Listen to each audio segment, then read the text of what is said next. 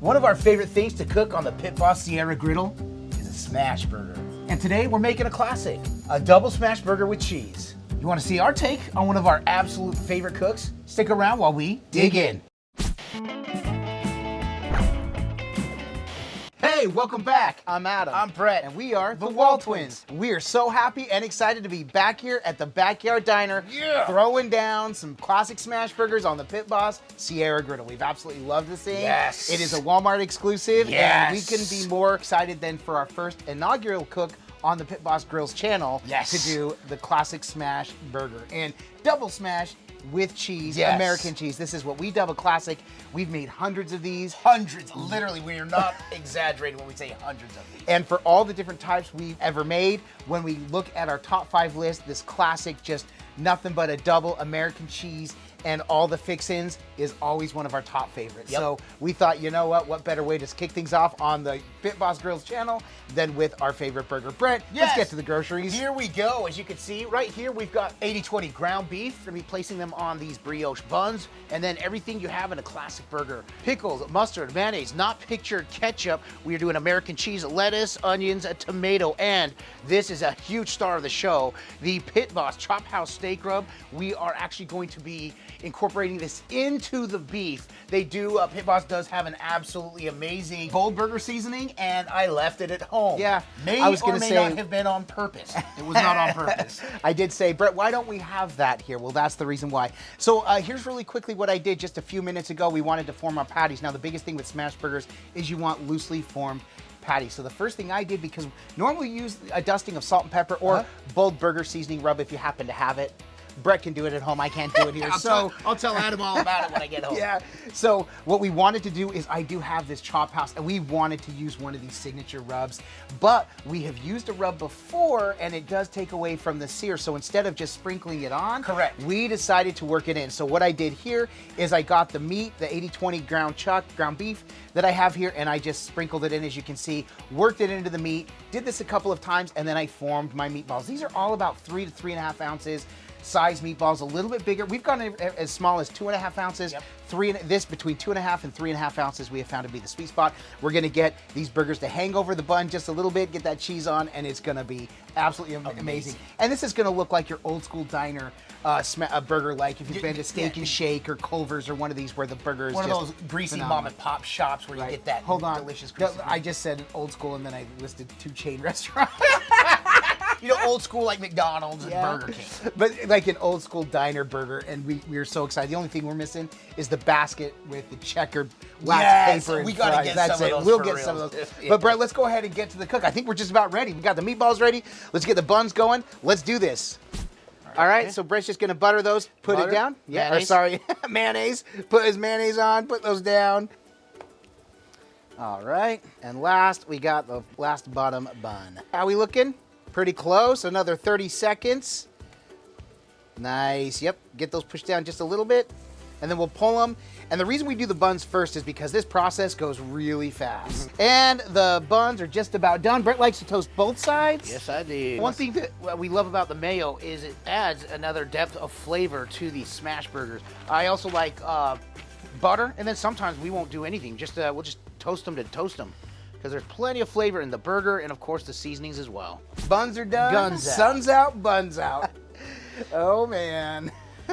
One of the few times we put oil on this non-stick. Sierra, as you can see, I put very, very little oil. Right, and you may or may not need it. We've actually just found it does help a little bit. So this thing is hot enough in the back corner here. So we're going to go ahead and we're going to get the burgers down. Now, keep in mind, because these when we press, they spread out, so we got to keep them spread out so they don't run into each other. You definitely want to give them some space. And those are loosely packed. As you can see, they're not perfect meatballs, which is what we want. So a tip that we got was actually once this starts to brown, flip it over before you do your smash, because this will actually prevent the burger from sticking to the press.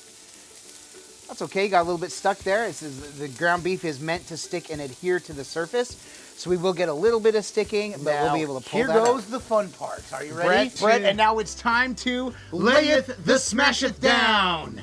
Let's do this. Here we go. I'm going to lay down and hold for 15 seconds.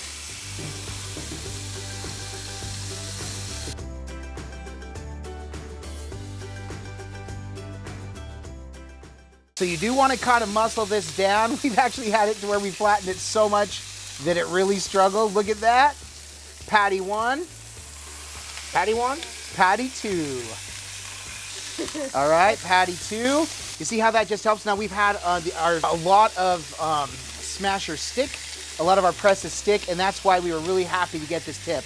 Now you can see some of these have some holes. That's perfect. You're gonna get a lot of extra crustification on those and some good seasoning. Now, that one stuck just a little bit, but. Yeah, now, another thing is you can, a lot of people do, and the way I have parchment paper at the house, which is another way to do it, just nice and quick. You press, you put the parchment paper down on top of the ball, you press, and then when you pull it, it sticks to nothing. All right, so we got a little bit of stickage on the last one, so clearly the process isn't always perfect. Now, first I'm gonna do is fill it here with a bit of crusty, but as you can see, these are already just about cooked through, so we literally just need to pull them. Get a little bit of help. Yep. Because you're gonna get what's called the Maillard reaction, which is where that sticks to that and gives it a good, solid crust. Yes. And look at those juices. People worry about you losing juices, but look at the juices as he pushes that. Look at the juices on top of that burger. They are trapped inside. That is flip them, so they're gonna good. cook inside. These are some of the most juicy burgers Right, ever. so even though we had some of this loosen up, it doesn't matter when we flip it, it's gonna be perfect. That's probably gonna be the best one. All right.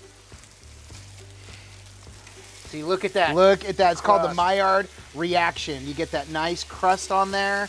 That is perfect. And the front of the griddle, not as hot, so we're not getting as much, but it's still going to be a juicy burger. Cheese on. Bun on. Cheese on and cheese on.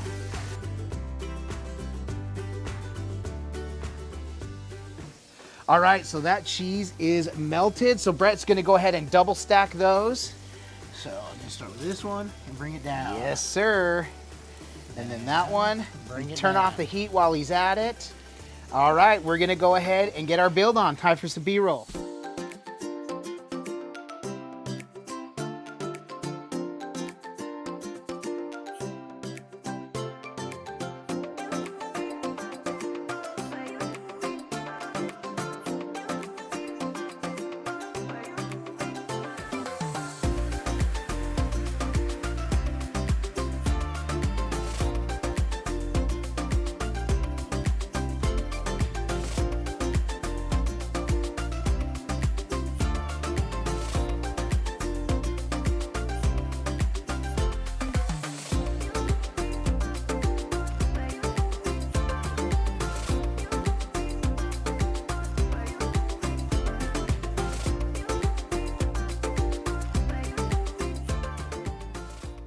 All right, well, there they are. And you know what? There's nothing much to say about it. We've done so many smash burgers.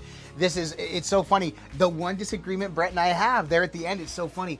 I have learned once you cheese it up, the heat will continue to cook the burger, and I like to pull it so you retain all those juices. Brett likes to steam it and close it so the cheese melts all the way through. And for theatrics, it looks really cool It when you does. open the lid and the steam comes up. out. It does. Brett knows the time to pull it, but for me, I have dried mine out by leaving them under there a little bit too long. I never have. He lies. So I don't recall, honestly. let's go ahead and grab our burger here real quick. Oh my gosh. Our classic smash burger. You see that? Brett, like we say, it can look amazing. This looks absolutely amazing. Like we say, it can smell amazing. Can I get a smell yeah? Smell, yeah, you can. But if this doesn't taste amazing, then this was all for naught. Cheers. I'll eat to that, my brother. Yeah, well, there it is.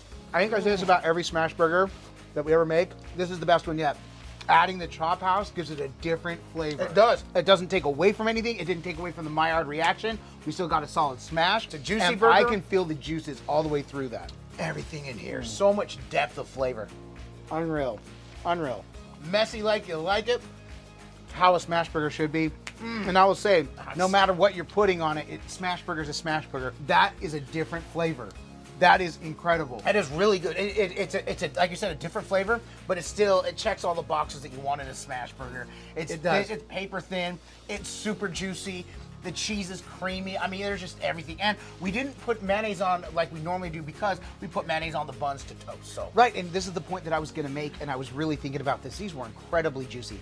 that rub actually helped pull out some of those flavors, some of those juices. Yep. And it married it. In fact, the first bite, I could taste the onion in the seasoning. Oh, interesting. That really Very good flavor. I tasted the onion on the burger. Excellent bite. And then I did as well. Yeah, no, it's super good. This was incredible. You got to do smash burgers. Follow the process. It is super simple, and they are the best. We've heard people say, oh, geez, you're smashing a burger. Why are you smashing the flavor out? When you know, you know. But for reals, we absolutely love getting to come and do this. We love the smash burger. Adding the rub was amazing. Would love to try it with the bold burger. So we will try it with the bold burger. Normally when we do it the salt and pepper. With that bold burger, it's going to take it a little over the top. So right. I'm definitely excited about that. But if you've never tried a smash burger, you got to give this a go and then tell us how amazing they are. The majority of the time we're using salt and pepper. Sometimes we use what we like, SPG and anything like that. This is simply coarse salt, garlic, and onion. And I didn't feel like anything was lacking in that burger. There's nothing missing. Absolutely amazing. You got to give this a try. I'm missing another bite right now. Right, no kidding. Brett, aside from coming to make this absolutely amazing smash burger, this classic here on the Pit Boss Grill's channel, why else are we doing this? Because all we do is twin. No matter what. And with that, we bid you adieu. And don't forget to like and subscribe. And griddle on.